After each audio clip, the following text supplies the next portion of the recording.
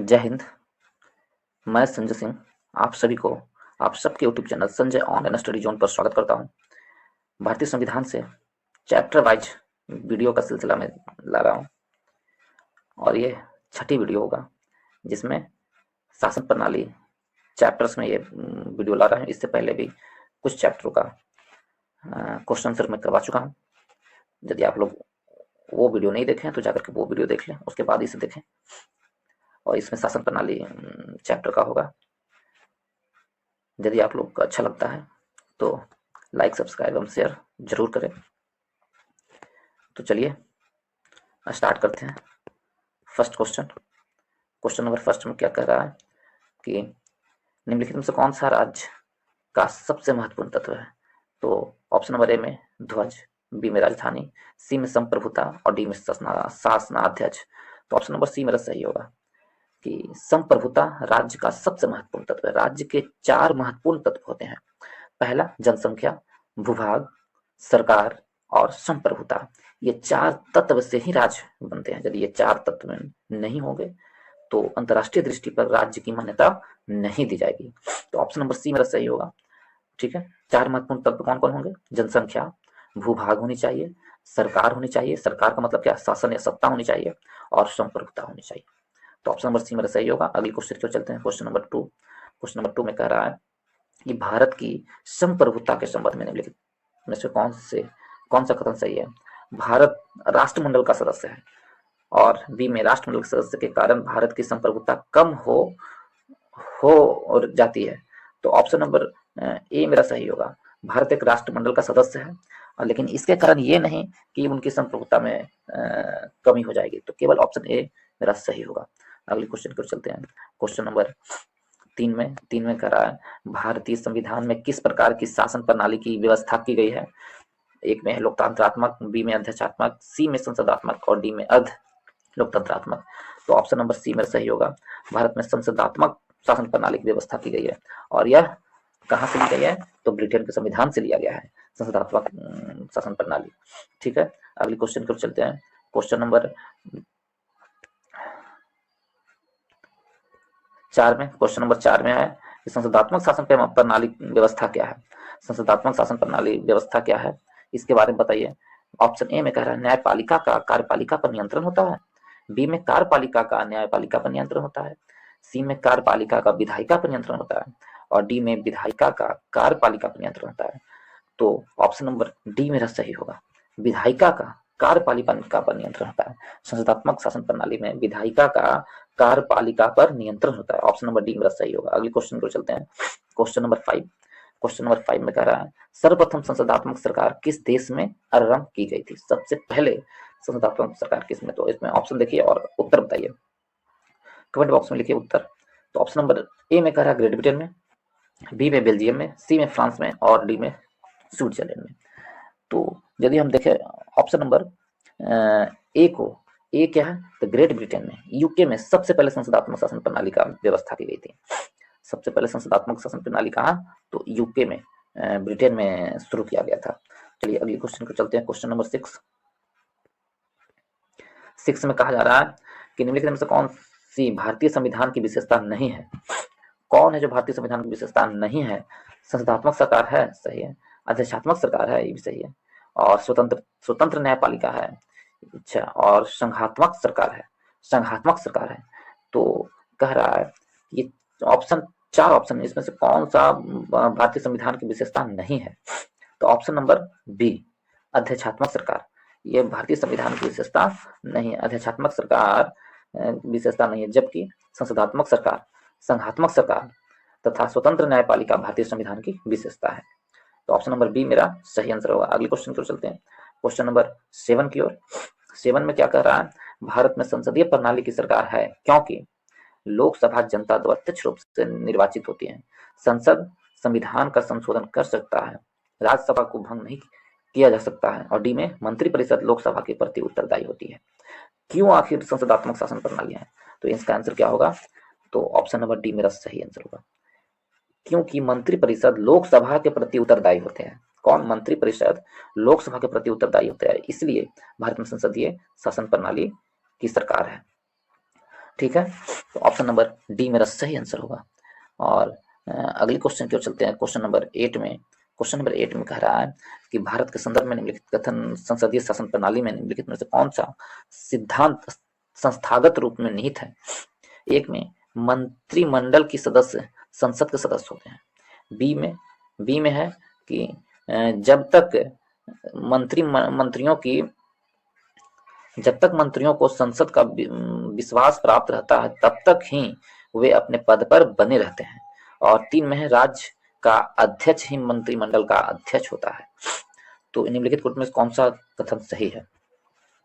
एक में कह रहा है मंत्रिपरिषद के सदस्य संसद के सदस्य होते हैं, तो ऑप्शन नंबर ए मेरा सही है। मंत्रिपरिषद का सदस्य होते हैं, संसद के सदस्य होते हैं, ये सही है। बी में जब तक मंत्रियों को संसद का विश्वास प्राप्त रहता है तब तक ही अपने पद पर बने रहते हैं, ये भी सही है। ये नहीं कि 5 साल 6 साल, यदि जैसे ही बने रहा वो समाप्त हो जाएगा। और राज्य का अध्यक्ष ही मंत्रिमंडल का अध्यक्ष होता है, ये गलत है। तो ऑप्शन नंबर ए मेरा सही होगा। केवल 1 और 2 सही है। ठीक है। अनुच्छेद 75 के 5 में उल्लेख है कि मंत्री बिना संसद सदस्य बने 6 माह से अधिक अपने पद पर नहीं रहेगा, अर्थात मंत्रियों के सदस्य संसद के सदस्य होते ही हैं। ठीक है। और मंत्रिपरिषद सामूहिक रूप से लोकसभा के प्रति उत्तरदायी होती है। मंत्रिपरिषद है जो सामूहिक रूप से किसके प्रति उत्तरदायी होते हैं, तो लोकसभा के प्रति उत्तरदायी होते हैं मंत्रिपरिषद सामूहिक रूप से। 75 के 3 में कहा गया है, इसलिए कथन 2 भी सही है। अगले क्वेश्चन की ओर चलते हैं। क्वेश्चन नंबर 9 में क्या है। क्वेश्चन नंबर 9 में है कि संसदीय स्वरूप के शासन का प्रमुख लाभ यह है कि संसदीय स्वरूप के शासन का प्रमुख लाभ क्या है। तो ऑप्शन नंबर ए में है कि कार्यपालिका और विधानमंडल दोनों स्वतंत्र रूप से कार्य करते हैं। क्या संसदीय प्रणाली का ये प्रमुख रूप से कारण है, तो ऑप्शन नंबर ए नहीं होगा। यह नीति को निरंतरता प्रदान करता है और यह अधिक दक्ष है। सी में कार्यपालिका विधानमंडल के प्रति उत्तरदायी बना रहता है। डी में सरकार के अध्यक्ष को निर्वाचन के बिना नहीं बदला जा सकता है। सरकार के अध्यक्ष को निर्वाचन के बिना नहीं बदला जा सकता है। तो यहाँ पर ऑप्शन नंबर डी मेरा सही होगा कि सरकार को निर्वाचन के बिना नहीं बदला जा सकता। ये मेरा संसदीय स्वरूप के शासन का प्रमुख लाभ ये है कि सरकार के अध्यक्ष को बिना निर्वाचन के बदला नहीं जा सकता। तो ऑप्शन नंबर डी मेरा सही होगा। अगले क्वेश्चन की ओर चले। क्वेश्चन नंबर 10 में कह रहा है सरकार की संसदीय व्यवस्था के विषय में निम्नलिखित में से कौन सा वक्तव्य सही है। सरकार की संसदीय व्यवस्था के विषय में निम्नलिखित में से कौन सा वक्तव्य सही है। तो विधायिका न्यायपालिका के प्रति जवाबदेही होती है। ऑप्शन बी में विधायिका कार्यपालिका के प्रति जवाबदेही होती है। ऑप्शन सी में विधायिका एवं कार्यपालिका दोनों स्वतंत्र हैं। और डी में राष्ट्रपति न्यायपालिका के प्रति जवाबदेही होती है। ई में उपरोक्त में से कोई नहीं और उपरोक्त में से एक से अधिक। तो ऑप्शन नंबर सी मेरा सही आंसर होगा। विधायिका एवं कार्यपालिका दोनों स्वतंत्र हैं और शासन प्रणाली की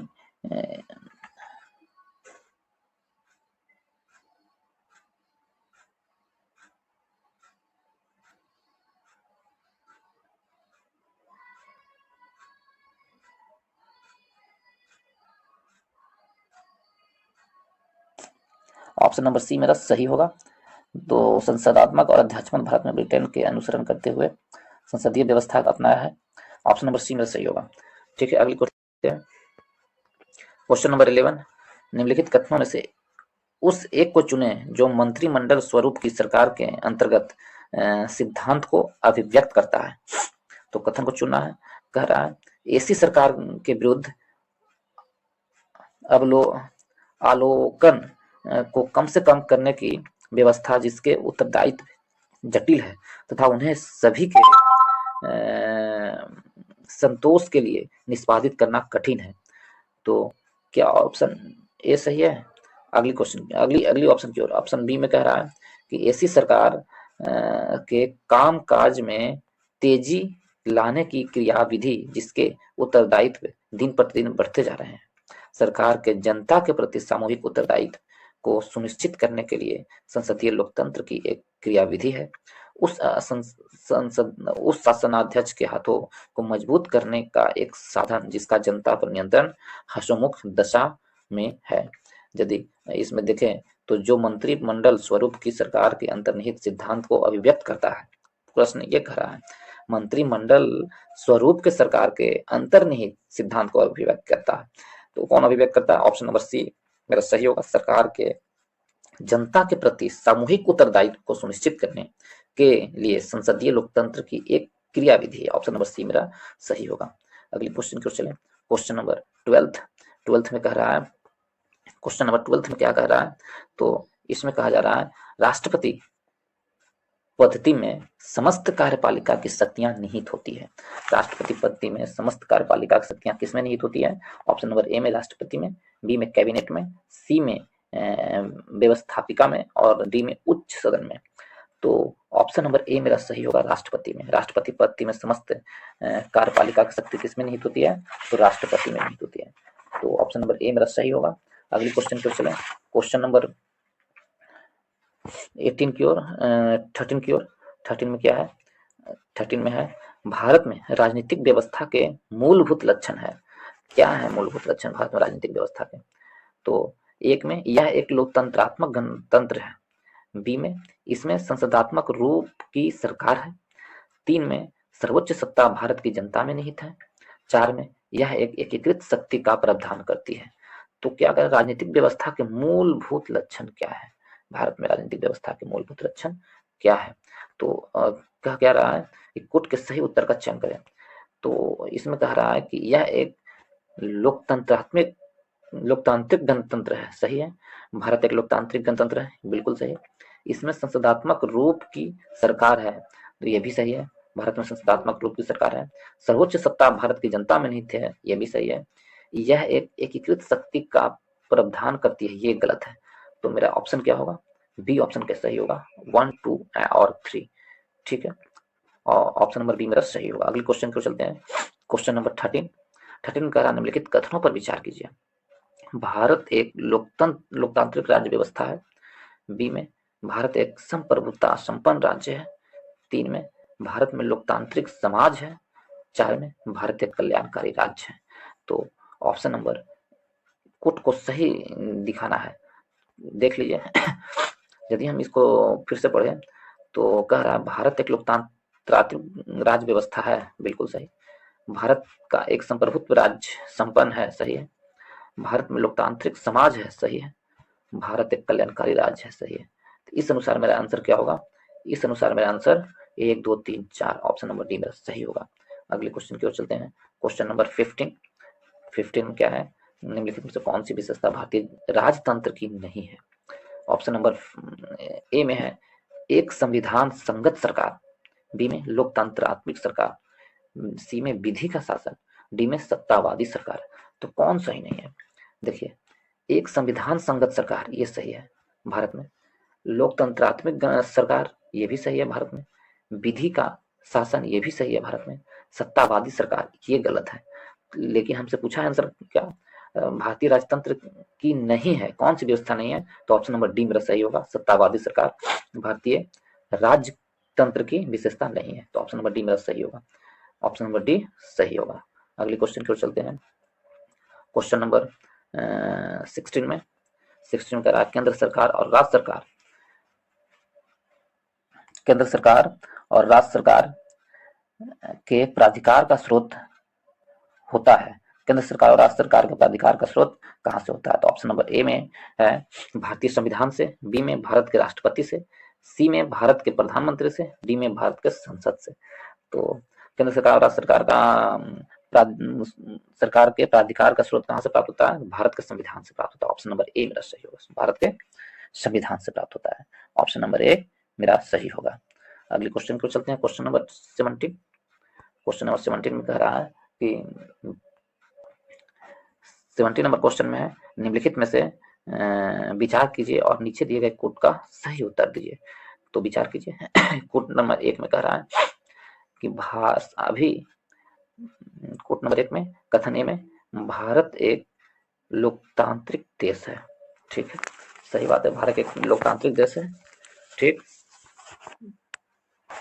फिर आगे कह रहा है कि ऑप्शन कथन अभिव्यक्ति ए में भारत एक लोकतांत्रिक देश है, ठीक है, और कथन में इसमें है भारत का अपना एक संविधान है, ये भी सही है, दोनों सही है, ऑप्शन ए ऑप्शन बी दोनों सही है, लेकिन आर ए की सही व्याख्या नहीं करती है।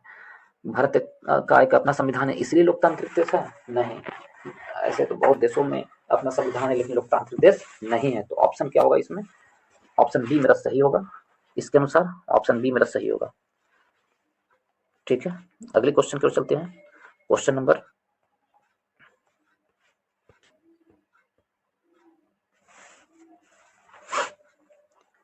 18 में 18 क्वेश्चन नंबर में क्या कह रहा है?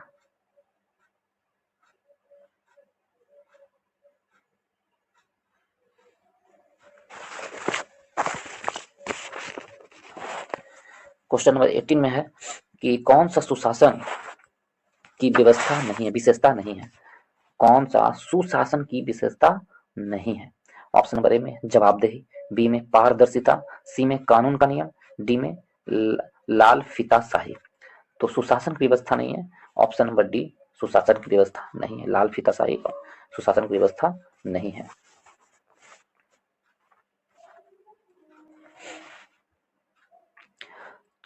तो कह रहा है हिस्सेदारी, जवाबदेही, पारदर्शिता, कानून का नियम, सर्वसम्मति के निर्णय लेना, दक्षता और प्रभावशीलता आदि सुशासन की व्यवस्था होती है। तो इसमें से कौन नहीं है? तो डी। कौन कौन होती है? जवाबदेही, कानून के नियम, पारदर्शिता, हिस्सेदारी, सर्वसम्मति से निर्णय लेना, दक्षता, प्रभावशीलता, ये सब क्या है? सुशासन की विशेषता है। अगली क्वेश्चन की ओर चलते हैं। Question number 90। क्वेश्चन नंबर 90 में कह रहा है कि कल्याणकारी राज्य वेलफेयर स्टेट का उद्देश्य है। ऑप्शन पढ़िए, कल्याणकारी राज्य वेलफेयर स्टेट का उद्देश्य क्या है? ए में है अधिकतम संख्या का अधिकतम कल्याण सुनिश्चित करना, बी में कमजोर वर्गों के कल्याणों का प्रबंध करना, सभी नागरिकों के स्वास्थ्य सुविधाएं प्रदान करना, डी में उपरोक्त में से कोई नहीं। कल्याणकारी राज्य का मतलब क्या हुआ? तो ऑप्शन नंबर बी मेरा सही होगा। कल्याणकारी राज्य का मतलब उसका उद्देश्य है कमजोर वर्गों के कल्याण का प्रावधान करना। कल्याणकारी राज्य के उद्देश्य का मतलब ये होता है कमजोर वर्गों के नागरिकों के सामाजिक आर्थिक विकास के लिए सतत प्रयत्नशील रहता है, और नागरिक का वह वर्ग जो सामाजिक आर्थिक रूप से सुदृढ़ है, अपना कल्याण स्वयं कर सकता है। तो इसलिए मेरा ऑप्शन नंबर बी सही होगा। कमजोर वर्गों के कल्याण का प्रबंध करना ही कल्याणकारी राज्य का उद्देश्य है।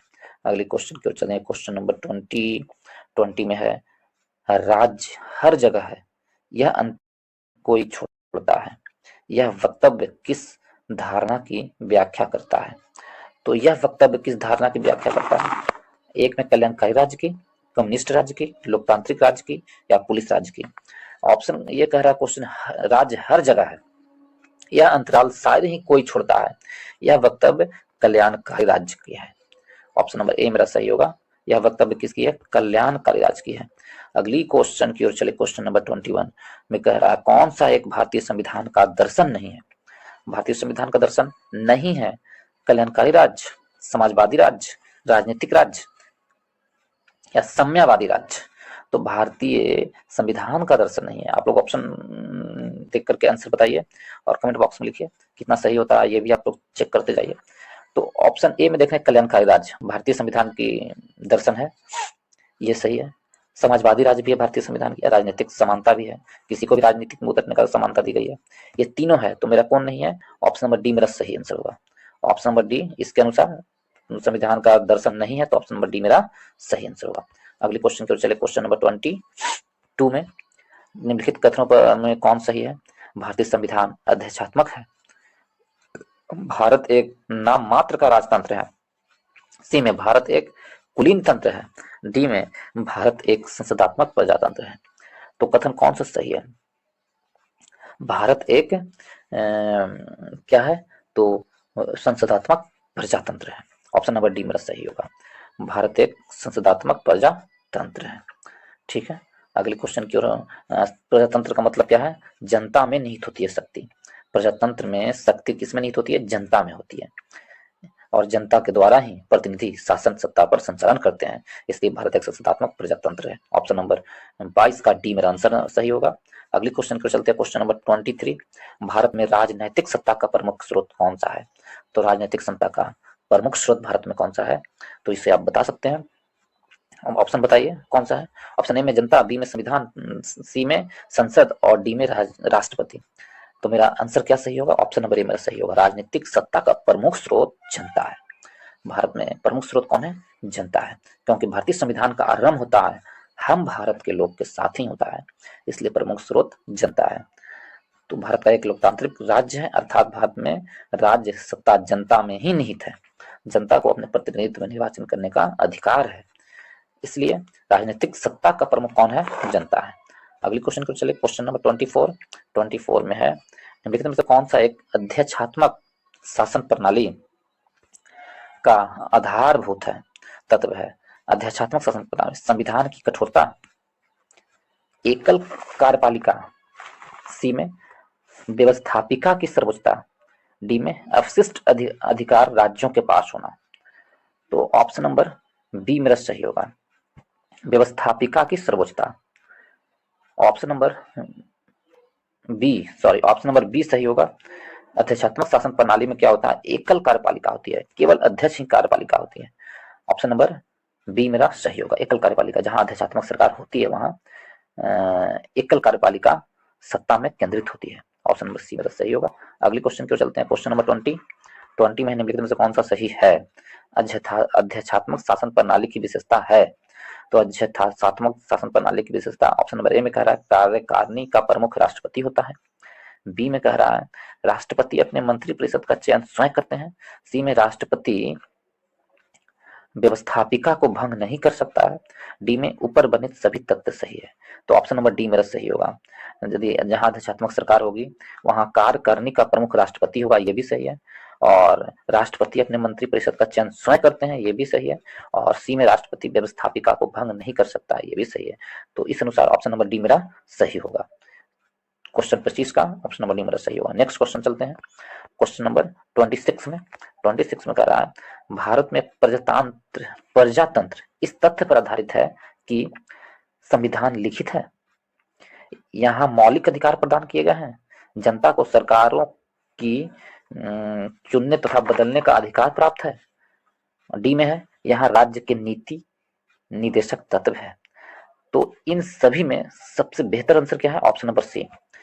प्रजातंत्र का मतलब ही है कि जनता सरकार को चुनने तथा बदलने का अधिकार प्राप्त करता है, तभी तो प्रजातंत्र यानी प्रजा का यानी जनता का शासन है। वहां जनता जिसे चाहे इच्छा अनुसार उसे अपनी सरकार का अपनी प्रमुख बना सकता है, उसे चुन सकता है, उसे निर्वाचित कर सकता है। इसलिए भारत में जनता सरकारों को चुनने तथा बदलने का अधिकार प्राप्त है। ठीक है, ऑप्शन नंबर सी मेरा सही आंसर होगा। अगली क्वेश्चन की ओर चलते हैं, क्वेश्चन नंबर 27 में लोकतंत्र का उत्कृष्ट गुण यह है कि वह क्रियाशील बनाता है। क्रियाशील क्या बनाता है? तो ए में साधारण पुरुषों और महिलाओं की बुद्धि और चरित्र को, कार्यपालक नेतृत्व को सशक्त बनाने वाली पद्धतियों को, गतिशीलता और दूरदर्शिता से युक्त एक बेहतर व्यक्ति को, समर्पित दलील कार्यकर्ताओं के एक समूह को। तो ऑप्शन नंबर ए मेरा सही होगा, साधारण पुरुषों और महिलाओं के बुद्धि और चरित्र को बनाता है। लोकतंत्र का उत्कृष्ट गुण यह है कि जो साधारण पुरुष हैं और महिला हैं उनकी बुद्धि और चरित्र को बनाते हैं। ऑप्शन नंबर ए मेरा सही आंसर होगा। अगले क्वेश्चन को चले, क्वेश्चन नंबर 28 में है कि भारत एक गणतंत्र है, इसका अर्थ क्या है?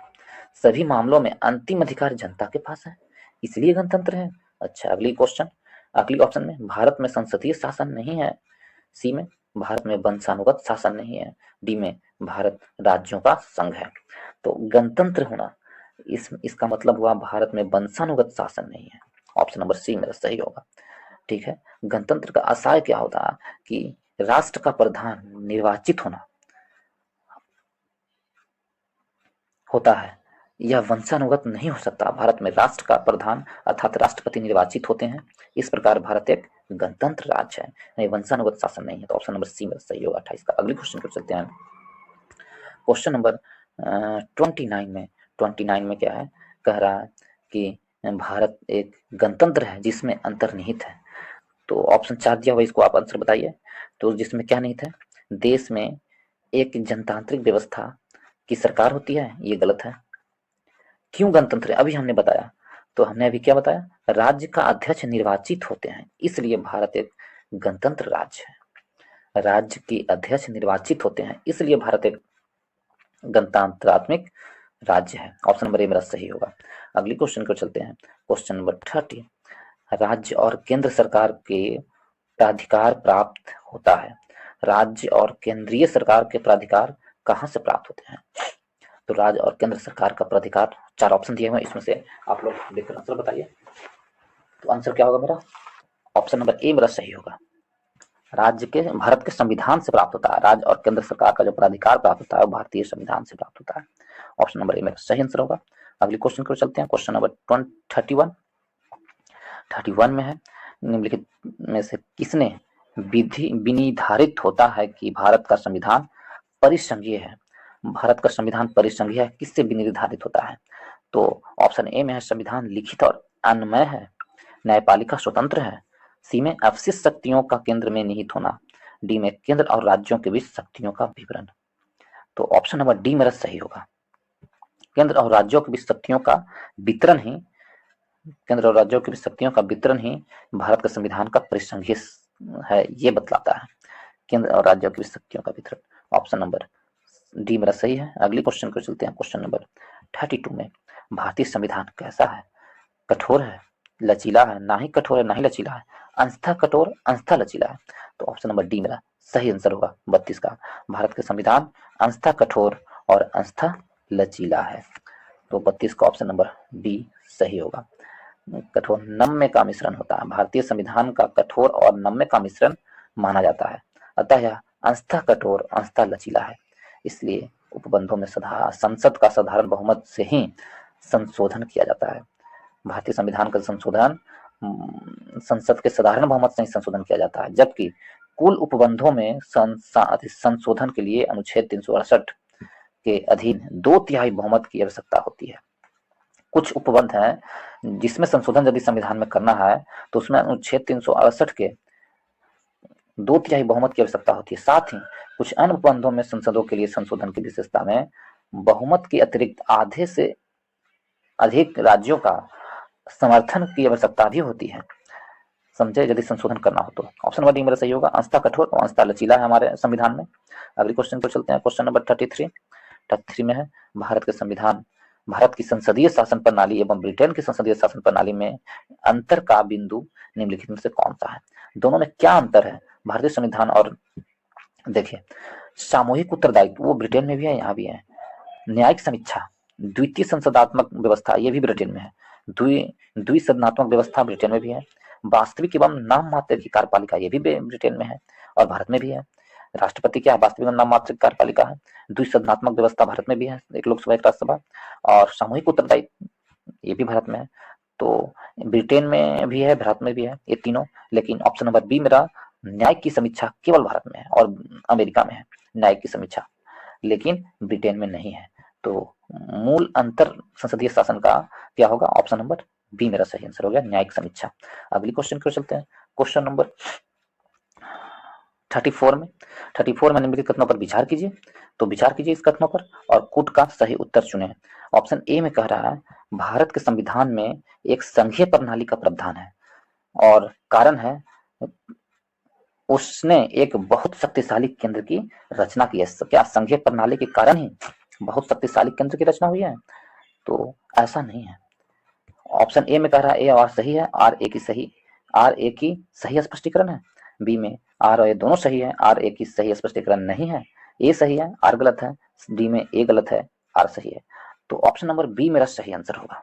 इसमें भारत के संविधान में एक संघीय प्रणाली की प्रावधान है, ये सही है, और उसने एक बहुत शक्तिशाली केंद्र की रचना की है, ये भी सही है। लेकिन इसके कारण ये सही है, ये गलत है। आर ए का सही स्पष्टीकरण नहीं करता है, दोनों सही है, लेकिन इसका सही इस कारण से वो है, ये नहीं है। तो ऑप्शन नंबर बी मेरा सही होगा। अगले क्वेश्चन को चलते हैं, क्वेश्चन नंबर 35 में, तो भारत में संघवादिता व्यवहारिक नहीं है। आर है, भारत एक संघीय राज्य नहीं है। तो सही उत्तर को चुने, वही 4 ऑप्शन दिया हुआ है। तो सही उत्तर क्या होगा इसमें?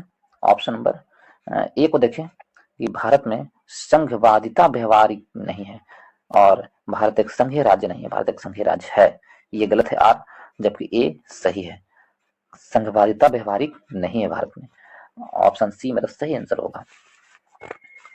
ऑप्शन नंबर सी सही आंसर होगा। अगले क्वेश्चन की ओर चलते हैं। Question number 36।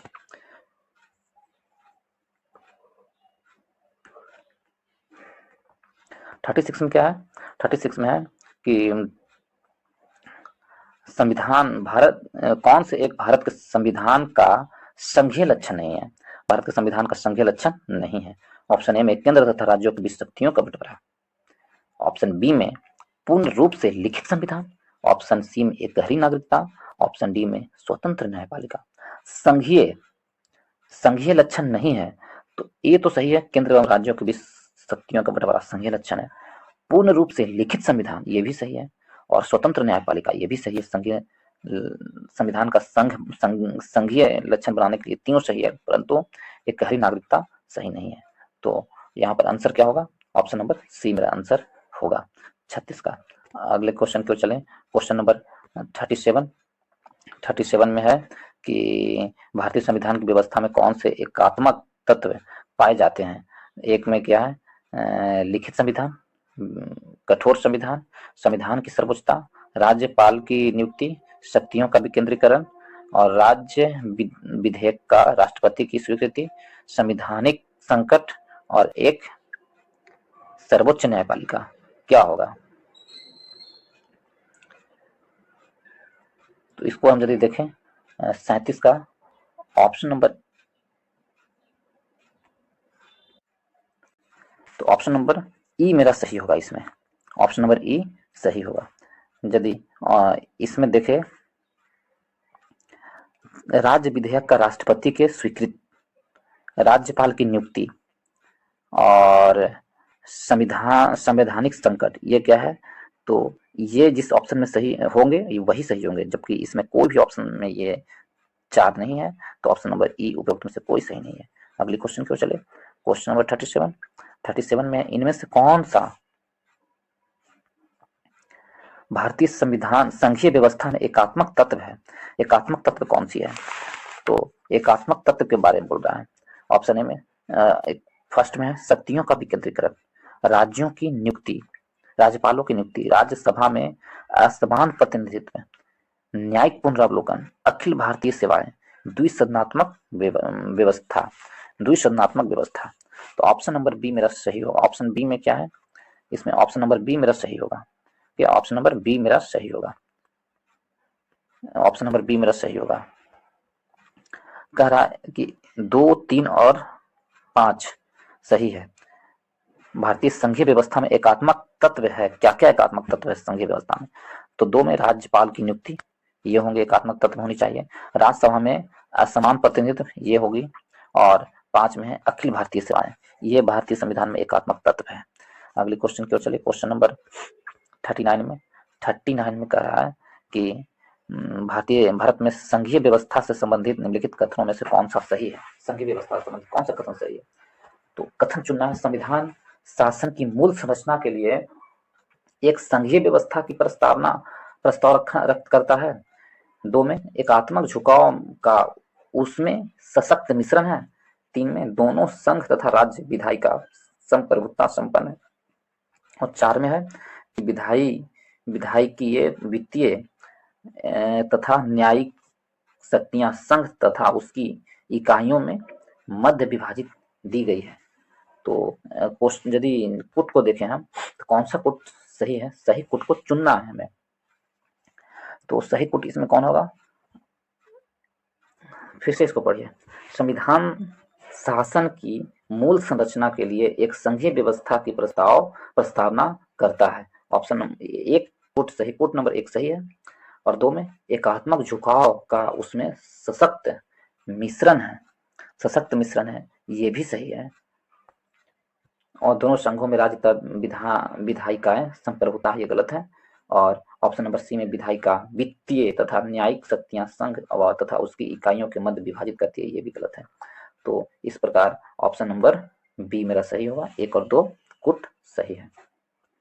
अगली क्वेश्चन की ओर चलते हैं, क्वेश्चन नंबर 40 की ओर। 40 में कह रहा है भारत का राष्ट्रपति परोक्षतः निर्वाचित होते हैं।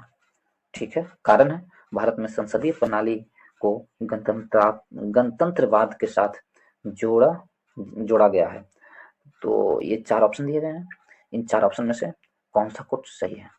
तो ऑप्शन नंबर ए मेरा सही होगा। ऑप्शन नंबर ए सही होगा, भारत का राष्ट्रपति परोक्ष निर्वाचित होती है, ये सही है। ठीक है, भारत में संसदीय प्रणाली को गणतंत्रवाद के साथ जोड़ा गया है, ये भी सही है। और इसका आर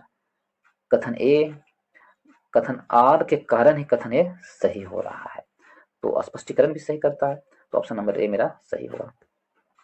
41 नंबर क्वेश्चन में देखें, कह रहा है कथन ए में राजनीतिक दल लोकतंत्र के जीवन रक्त हैं। ठीक है, राजनीतिक दल लोकतंत्र के जीवन रक्त हैं, ये सही है। लोग खराब शासन के लिए समानतः राजनीतिक दलों को कोसते हैं, ये भी सही है। और इसलिए लोकतंत्र जीवन का रक्त है राजनीतिक दल, इसका कारण भी स्पष्टीकरण देता है। कथन है इसका कारण के कारण कथन भी सही है, तो ऑप्शन नंबर ए मेरा सही होगा। ऑप्शन नंबर ए मेरा सही आंसर होगा, कथन और कारण दोनों सही है। और कथन आर है जो ए का सही स्पष्टीकरण करता है। अगली क्वेश्चन को चलते हैं, क्वेश्चन नंबर 42 में कह रहा है ऑप्शन नंबर 42 में, सॉरी यार इसमें आंसर आ चुका है, तो चलिए फिर भी इसको पढ़ दिया जाए। भारत में दल विहीन प्रजातंत्र किसने प्रस्तावित किया था कि भारत में दल विहीन प्रजातंत्र होना चाहिए? तो महात्मा गांधी जी ने भी और जयप्रकाश नारायण ने, दोनों ने यह प्रस्तावित किया था कि भारत में क्या होना चाहिए, दल विहीन लोकतंत्र होना चाहिए। अगले क्वेश्चन को चलते हैं, क्वेश्चन नंबर 43 की ओर। 43 में है कि कथन ए में भारत की संघात्मक संरचना का मुख्य उद्देश्य इसकी बहुआयामी विविधताओं में से एक राष्ट्र का निर्माण करना और राष्ट्रीय एकता को संरक्षित करना था। ठीक है, और कारण आर में है विविधताओं के समंजन के से एक सशक्त न कि कमजोर भारतीय राष्ट्रीय का निर्माण हुआ है। तो ऑप्शन ये दिए गए हैं कुट, इसमें से कौन सही है और कौन गलत है, और ये चुन करके आंसर बताना है। तो इसमें कह रहा है कि भारत की संघात्मक संरचना का मुख्य उद्देश्य इसकी बहुआयामी विविधताओं में से एक राष्ट्र का निर्माण करना और राष्ट्रीय एकता की संरक्षित करना था, ये बिल्कुल सही है। और विविधताओं के समंजन में से एक सशक्त न कि कमजोर, सशक्त बनाना सही है। भारतीय राष्ट्रीयता का निर्माण करना, ये भी सही है। और इसी कारण इसका व्याख्या भी सही है, तो ऑप्शन नंबर बी मेरा सही होगा। ए और आर दोनों सही है, अपने आप में सत्य हैं, और आर ए की सही व्याख्या करती है। अगले क्वेश्चन की ओर चले, क्वेश्चन नंबर, ये सारे क्वेश्चन ऐसे हैं। क्वेश्चन नंबर 44 में महिलाएं, दलित, निर्धन एवं अल्पसंख्यक समूह भारत में लोकतंत्र के सबसे बड़े दावेदार हैं, सबसे बड़े दावेदार हैं। कारण में भारत में लोकतंत्र अधिक आत्मसम्मान की कामना का वाहक बनकर उभरा है। तो ऑप्शन ए भी सही है, ऑप्शन बी भी सही है, ऑप्शन ए और कारण आर भी सही है, तो इसका मतलब दोनों सही है। और आर के कारण है जो ए की व्याख्या करती है, तो ऑप्शन नंबर ए मेरा सही होगा।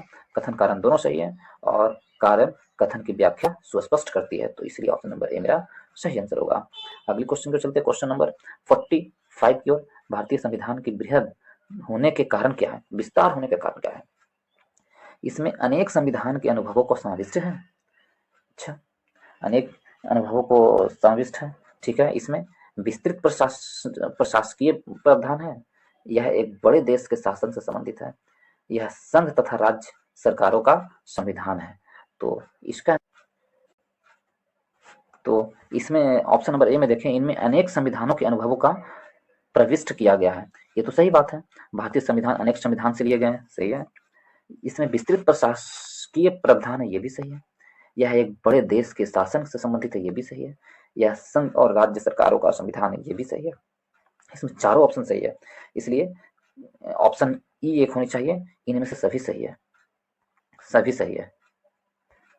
ठीक है, तो चलिए अगले क्वेश्चन को चलते हैं। क्वेश्चन नंबर 46 में है, कह रहा है कि भारतीय संविधान अर्ध संघात्मक है।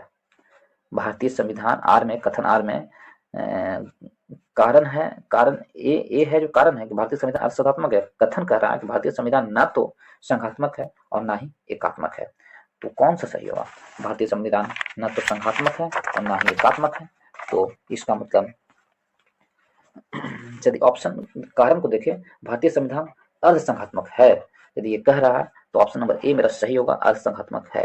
ये कह रहा ना तो अर्ध संघात्मक है, ना ही संघात्मक है और ना ही एकात्मक है, ये गलत होगा।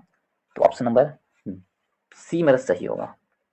भारतीय संविधान संघात्मक है, अर्ध संघात्मक है, परंतु आर मेरा गलत आंसर होगा। अगले क्वेश्चन पर चलें। क्वेश्चन नंबर 47 में कह रहा है भारतीय संघवाद को सहकारी संघवाद किसने कहा है? भारतीय संविधान को सहकारी संघवाद किसने कहा है? तो ऑप्शन नंबर ए में जी आइंस्टीन ने, बी में केसी व्हीलर ने, सी में सर आइवर जेनिंग्स ने, डी में डी वसु ने। तो भारतीय संविधान को संघवाद किसने कहा है? तो ऑप्शन नंबर ए मेरा सही होगा, जी आइंस्टीन ने भारतीय संविधान को संघवाद कहा है। भारतीय संविधान प्राकृतिक संघात्मक है या एकात्मक, इसके संबंध में विद्वानों के मतभेद हैं।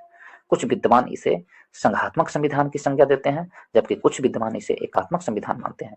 जबकि जी आइंस्टीन के अनुसार भारत का संविधान सहकारी परिसंघीय संविधान है, और केसी व्हीलर के अनुसार भारतीय संविधान अर्धसंघीय है। केसी व्हीलर के अनुसार भारतीय संविधान कैसा है? तो अर्धसंघीय है।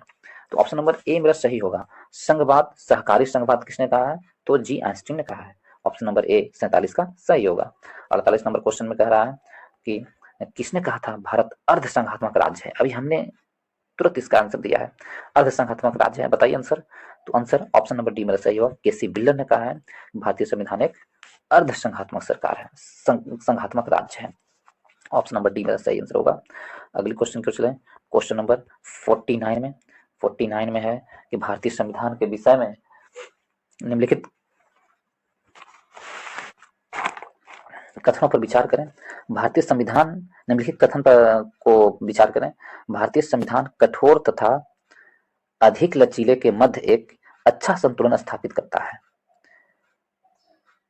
ठीक है, किसने कहा है ये? बी आर अम्बेडकर ने, एमपी पायली ने, अलेक्जेंड्रिक विक्स ने, या केसी व्हीलर ने? तो ऑप्शन नंबर डी मेरा सही होगा। केसी व्हीलर ने कहा है कि संविधान की संशोधन प्रक्रिया के संदर्भ में भारतीय संविधान के उपयुक्त कथन। केसी व्हीलर ने कहा है कि भारतीय संविधान अधिक कठोर तथा अधिक लचीला के मध्य एक अच्छा संतुलन स्थापित करती है। ये केसी व्हीलर जी का कथन है। ऑप्शन नंबर डी मेरा सही आंसर होगा। अगले क्वेश्चन को चलते हैं। क्वेश्चन नंबर 50 का निम्नलिखित में से किस एक का कथन है कि संविधान को संघात्मकता के तंग ढांचे में नहीं ढाला जा सकता है? तो ये किसने कहा है कि संविधान के संघात्मकता के तंग ढांचे में नहीं ढाला गया है? किनका कथन है? तो ऑप्शन ए में है डी बसु का, बी में के मुंशी का, सी में बी आर अम्बेडकर का, और डी में एक के अय्यर का। तो ऑप्शन नंबर सी मेरा सही होगा। बी आर अम्बेडकर जी का कहना है, ने स्वीकार किया है कि संविधान को संघात्मकता के तंग ढांचे में नहीं ढाला जा सकता। यह एक एकीकृत और संघात्मक दोनों ही है। अम्बेडकर जी ने कहा कि भारतीय संविधान एकीकृत और संघात्मक दोनों ही है। ऑप्शन नंबर सी मेरा सही होगा 50 का। और 51 में देखें, मिथकों और कहावतों के रूप में प्रशासन के सिद्धांतों को किसने अस्वीकार किया है? किसने अस्वीकार किया है मिथकों और ये कहावतों के अनुसार? तो ऑप्शन नंबर ए में है हर्बर्ट साइमन ने, बी में डाइवर्ट वॉल्डो ने, सी में फ्रैंक मैरिनी, या डी में एफ.डब्ल्यू. लिरिक्स ने। तो ऑप्शन नंबर ए मेरा सही होगा। हर्बर्ट साइमन ने यह कहा है कि मिथकों और कहावतों के रूप में प्रशासन के सिद्धांतों को अस्वीकार किया है, हर्बर्ट ए साइमन ने।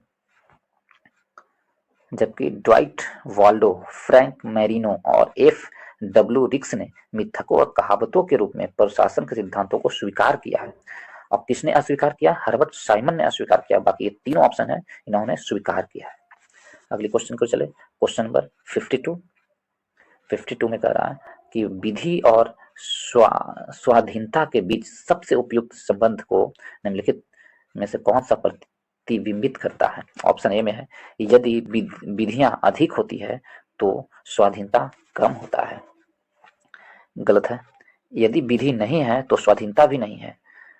सी में, यदि स्वाधीनता है तो विधि निर्माण जनता को करना होगा। डी में, यदि विधि परिवर्तन बार बार होता है तो वह स्वाधीनता के लिए खतरा है। तो ऑप्शन नंबर बी मेरा सही होगा। यदि विधि नहीं है तो स्वाधीनता भी नहीं होगा। विधि नहीं है तो स्वाधीनता भी नहीं होगा। ऑप्शन नंबर बी मेरा सही आंसर होगा। अगली क्वेश्चन को चलते हैं, क्वेश्चन नंबर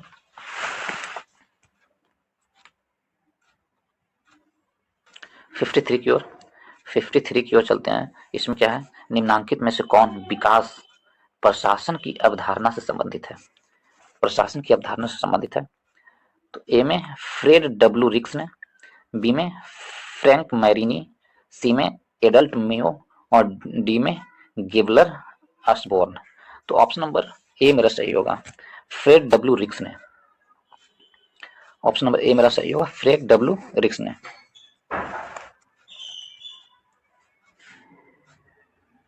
इनकी प्रसिद्ध पुस्तक है फ्रेड डब्ल्यू रिक्स का एडमिनिस्ट्रेटिव डेवलपमेंट। इसमें इन्होंने प्रशासन की अवधारणा के बारे में बताया है, फ्रेड डब्ल्यू रिक्स ने। ऑप्शन नंबर ए मेरा सही आंसर होगा। अगले क्वेश्चन पर चलते हैं, क्वेश्चन नंबर 54, निम्नलिखित में से कौन सा एक चिंतक लोक प्रशासन तथा निजी प्रशासन में समानता का समर्थक है? कौन सा चिंतक है लोक प्रशासन और निजी प्रशासन की समानता का चिंतक है?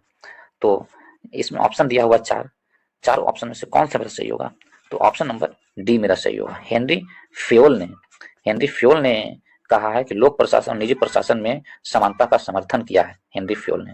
इसके अनुसार अब हमारे सामने अनेक प्रकार के प्रशासन विज्ञान नहीं है, अपितु केवल एक ही प्रशासन है जिसे सर्वप्रथम सार्वजनिक और निजी मामलों में समान रूप से उपयोग में लाया जा सकता है। ये इनका कथन है हेनरी फ्योल का। ऑप्शन नंबर डी मेरा सही होगा 54 का। अब अगली क्वेश्चन पर चलते हैं, क्वेश्चन नंबर 55, यदि हमारी सभ्यता विफल होती है तो यह मुख्यतः प्रशासन के ध्वस्त होने के कारण होता है, यह कथन दिया गया है। यह कथन किन्होंने किया है कि हमारी सभ्यता यदि विफल होती है तो ये इसकी जिम्मेदारी किसके पास है? प्रशासन के पास है। तो ऑप्शन नंबर 4 ऑप्शन इसमें से किन्होंने ऐसा कहा है? तो ऑप्शन नंबर सी मेरा सही आंसर होगा, बी डॉन हम द्वारा यह कहा गया है कि हमारी सभ्यता यदि विफल होती है तो वहां की प्रशासन ध्वस्त होने के कारण होती है।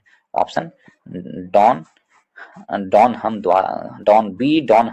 जी ने कहा है, इन्होंने यह थ्योरी दिया है। इनकी पुस्तक बी डॉन ने अपनी पुस्तक the theory and practice of administration 1936 में था, उसमें यह बात उन्होंने लिखा है कि हमारी सभ्यता असफल होती है तो ऐसा मुख्यतः कारण क्या है? प्रशासन की पतन का कारण ऐसा होता है। तो ऑप्शन नंबर सी मेरा सही होगा। अगले क्वेश्चन को चलते हैं, क्वेश्चन नंबर 56 में, भारतीय राजनीतिक पद्धति के बारे में निम्नलिखित में से कौन सा सही नहीं है? भारतीय राजनीतिक पद्धति के बारे में कौन सही नहीं है? धर्मनिरपेक्ष राज्य है, सही है। ये सही है, नहीं है कह रहा। संसदीय पद्धति की सरकार है, ये भी सही है। और राष्ट्रपति पद्धति की सरकार है, ये भी सही है। तो कौन सही? ये सही नहीं है। संघीय नीति है, ये सही है। तो ऑप्शन नंबर डी मेरा सही नहीं है कि राष्ट्रपति पद्धति की सरकार नहीं है हमारे, वो तो एकात्मक सरकार में होती है, संसदीय पद्धति की सरकार है। तो ऑप्शन नंबर डी मेरा सही आंसर होगा इस क्वेश्चन का। ऑप्शन नंबर डी सही होगा, राष्ट्रपति पद्धति की सरकार हमारे भारतीय राजनीतिक पद्धति में नहीं है। अगले क्वेश्चन को चलते हैं, क्वेश्चन नंबर 57, गणतंत्रीय अवधारणा से संबंधित निम्नलिखित में से कौन एक सही नहीं है? तो ऑप्शन 4 ऑप्शन दिए गए हैं, इसमें से कौन सही नहीं है गणतंत्रीय अवधारणा से संबंधित? ऑप्शन पढ़िए। एक में राज्य जिसमें जनता सर्वोच्च है, बी में सही नहीं है, और बी में सर्वोच्च नहीं है कि पढ़िए जरूर, और बी में सर्वोच्च शक्ति निर्वाचित प्रधान में होती है, और सर्वोच्च शक्ति एक राजा के समान व्यक्ति में निहित होती है, और डी में एक ऐसी सरकार जो जनता द्वारा निर्वाचित प्रतिनिधित्व की होती है। तो कौन सही नहीं है? ऑप्शन नंबर सी सही नहीं है। ए सही है, बी सही है और डी सही है। ऑप्शन नंबर सी सही नहीं है। अगले क्वेश्चन में चलते हैं। क्वेश्चन नंबर 58 में, निम्नलिखित में से किन को विधि के शासन के प्रमुख लक्षणों के रूप में माना जाएगा? विधि के शासन के प्रमुख लक्षणों के रूप में माना जाएगा इनमें से किसको? शक्तियों का परिसीमन, 2 में विधि के समक्ष समानता, 3 में सरकार के प्रति जन उत्तरदायित्व और 4 में स्वतंत्रता और नागरिक अधिकार। तो इसमें आंसर क्या होगा? आंसर होगा शक्तियों का परिसीमन, सही है। विधि के समक्ष समानता, ये भी सही है। स्वतंत्र और स्वतंत्रता और नागरिक अधिकार, ये भी सही है। ऑप्शन नंबर सी मेरा सही होगा। ठीक है, इस क्वेश्चन का कि विधि के शासन के प्रमुख लक्षण कौन कौन है? तो शक्तियों का परिसीमन, विधि के समक्ष समानता और स्वतंत्रता एवं नागरिक अधिकार, ये तीनों विधि के शासन का प्रमुख लक्षण है। तो 1, 2 और 4 मेरा सही होगा। इस अनुसार ऑप्शन नंबर सी मेरा सही होगा। अगली क्वेश्चन को चलते हैं। क्वेश्चन नंबर 59, निम्नलिखित कथनों पर विचार कीजिए। संवैधानिक सरकार वह है, कौन है संवैधानिक? जो राज्य की सत्ता के हित में व्यक्ति की स्वतंत्रता पर प्रभावकारी प्रतिबंध लगाती है, उसे संवैधानिक सरकार कहते हैं। जो व्यक्ति की स्वतंत्रता के हित में राज्य की सत्ता पर प्रभावकारी प्रतिबंध लगाती है, उसे कहते हैं। क्या होगा आंसर? 1 और 2। तो ऑप्शन नंबर इसमें 59 का आंसर क्या होगा? ऑप्शन नंबर बी मेरा सही होगा। ऑप्शन नंबर बी सही होगा। केवल 2 सही है। जो व्यक्ति की स्वतंत्रता के हित में राज्य की सत्ता पर प्रभावकारी प्रतिबंध लगाती है, यह कथन सही है। ऑप्शन नंबर बी, संवैधानिक सरकार वह होता है जो व्यक्ति की स्वतंत्रता के हित में राज्य की सत्ता पर प्रभावकारी प्रतिबंध लगाती है। ऑप्शन नंबर बी मेरा सही होगा। केवल 2 सही है। अगले क्वेश्चन को चलते हैं। 60 नंबर क्वेश्चन, राज्य व्यवस्था के संदर्भ में निम्नलिखित में से किस एक को आप स्वतंत्रता के सर्वाधिक उपयुक्त व्याख्या के रूप में स्वीकार करेंगे? तो ऑप्शन नंबर 60 का क्वेश्चन नंबर 60 का 4 ऑप्शन दिए हैं। इसमें से कौन सा सही होगा? राजनीतिक शासकों की तानाशाही के विरुद्ध संरक्षण, बी में नियंत्रण का अभाव, सी में इच्छा अनुसार कुछ भी करने का अवसर, डी में स्वयं को पूर्णतः विकसित करने का अवसर। वह राज्य व्यवस्था के संदर्भ में निम्नलिखित में से किस एक को आप स्वतंत्रता की सर्वाधिक उपयुक्त व्याख्या के रूप में स्वीकार करेंगे? स्वतंत्रता की सबसे अच्छी व्याख्या क्या है? तो सबसे अच्छी व्याख्या है डी में, स्वयं को पूर्णतः विकसित करने का अवसर। ऑप्शन नंबर डी मेरा सबसे अच्छा आंसर है। स्वतंत्रता का सबसे अधिक उपयुक्त व्याख्या है स्वयं को पूर्णतः विकसित करने का अवसर। ऑप्शन नंबर डी सही होगा। अगली क्वेश्चन पर चलते हैं। क्वेश्चन नंबर 61, समाज में समानता के होने का एक निहितार्थ यह है कि उसके समानता का, क्यों समाज में समानता होनी चाहिए? तो ऑप्शन देखें, विशेषाधिकार का अभाव और अवरोधकों का अभाव, या प्रतिस्पर्धा का अभाव, या विचारधारा का अभाव। तो विशेषाधिकार का अभाव होनी चाहिए। निहितार्थ यह है कि उसके विशेषाधिकार का अभाव होनी चाहिए। ऑप्शन नंबर ए मेरा सही होगा। अर्थ यह हुआ कि रंग, नस्ल, जाति आदि के आधार पर किसी व्यक्ति को साथ भेदभाव नहीं किया जाए और किसी व्यक्ति को विशेषाधिकार नहीं दिया जा सकता है। अतः समाज की समानता होने का एक निहितार्थ यह है कि उसमें विशेषाधिकार का अभाव हो, किसी विशेष व्यक्ति को विशेष अधिकार नहीं दिया जाए, यही अभाव होनी चाहिए समानता के अधिकार में। अगले क्वेश्चन को चले। क्वेश्चन नंबर 62, भारत एवं अमेरिका की राजनीतिक व्यवस्था में के बीच निम्नलिखित में से कौन सी विशेषताएं समान है भारत और अमेरिका की? तो ऑप्शन ए फर्स्ट में कह रहा है अवशिष्ट शक्तियां केंद्र के पास है, अवशिष्ट शक्तियां राज्यों के पास है, 3 में राष्ट्रपति के पास पॉकेट बिट्टो की शक्ति है, और 4 में उच्च सदन में कुछ मनोनीत सदस्य होते हैं। तो 4 ऑप्शन दिए गए हैं। इसमें से राष्ट्रपति के पास पॉकेट बिट्टो की शक्ति है, ये सही है। राजनीतिक व्यवस्थाओं के बीच निम्नलिखित में कौन सी विशेषताएं समान है? भारत और अमेरिका की राजनीतिक में कौन सी विशेषताएं समान है? तो अवशिष्ट शक्तियां केंद्र के पास है। क्या अवशिष्ट शक्तियां केंद्र के पास है? गलत। शक्तियां केंद्र के पास है, भारत में है लेकिन अमेरिका में नहीं है। अवशिष्ट शक्तियां राज्यों के पास है, ये गलत है, भारत में नहीं है। समान राजनीतिक व्यवस्था का विचार रखता है। राष्ट्रपति के पास पॉकेट बिट्टो की शक्ति है, ये ऑप्शन नंबर ए मेरा केवल सही होगा। केवल 3 मेरा सही होगा। उस सदन में कुछ मनोनीत सदस्य होते हैं, ये भी गलत है। राष्ट्रपति भारत में है लेकिन वहां नहीं होते हैं। तो ऑप्शन नंबर ए में केवल सही होगा। राष्ट्रपति पॉकेट बिल्डर का सरकार यहाँ भी है और अमेरिका में भी है। 63 में दूसरे प्रशासनिक आयोग के कौन से प्रतिवेदन ने भारत में सुरक्षा की बाधाओं की पहचान की है? सुरक्षा की बाधाओं को पहचान किया है। तो 4 ऑप्शन दिए गए हैं। नागरिक, ऑप्शन नंबर बी मेरा सही होगा। नागरिक केंद्रित प्रशासन शासन का केंद्र बिंदु है। दूसरे प्रशासनिक आयोग के जो दूसरे प्रशासनिक आयोग हुआ था उसमें कौन से प्रतिवेदन ने भारत में सुशासन की बाधाओं को पहचान की है? तो सुशासन की बाधाओं को पहचान की ऑप्शन नंबर बी नागरिक केंद्रित प्रशासन शासन का केंद्र बिंदु होना, ये गलत है। अगली क्वेश्चन पर चलते हैं। अगली एवं लास्ट क्वेश्चन होगा, इस वीडियो का लास्ट क्वेश्चन होगा 64 क्वेश्चन। भारतीय संविधान में विविधताओं में एकता को पदोन्नत करने हेतु निम्नलिखित में से किन संस्थानों को आवश्यक माना गया है? तो ऑप्शन ए में कह रहा है अंतरराज्य परिषद एवं राष्ट्रीय विकास परिषद, वित्त आयोग एवं क्षेत्रीय परिषद, एकल न्यायिक व्यवस्था एवं अखिल भारतीय सेवाएं, और डी में उपरोक्त में से सभी। तो ऑप्शन नंबर डी मेरा सही होगा, उपरोक्त में से सभी। अंतरराज्य परिषद एवं राष्ट्रीय विकास परिषद, वित्त आयोग एवं क्षेत्रीय परिषद, एकल न्यायिक व्यवस्था एवं अखिल भारतीय सेवाएं, ये सभी हैं जो भारतीय संविधान में विविधताओं में एकता का पदोन्नत करता है। ऑप्शन नंबर डी मेरा सही होगा। इसी के साथ इस चैप्टर से जो क्वेश्चन दिए हुए थे वो समाप्त हुए। यदि आप लोग को अच्छा लगा हो तो इसे लाइक, शेयर एंड सब्सक्राइब जरूर करें और अपने दोस्तों के बीच शेयर जरूर करें दोस्तों। तो इसके साथ ही मैं आप लोगों को इस वीडियो को समाप्त करने का इजाज़त लेता हूं। तब तक आप अपना ख्याल रखिएगा। धन्यवाद।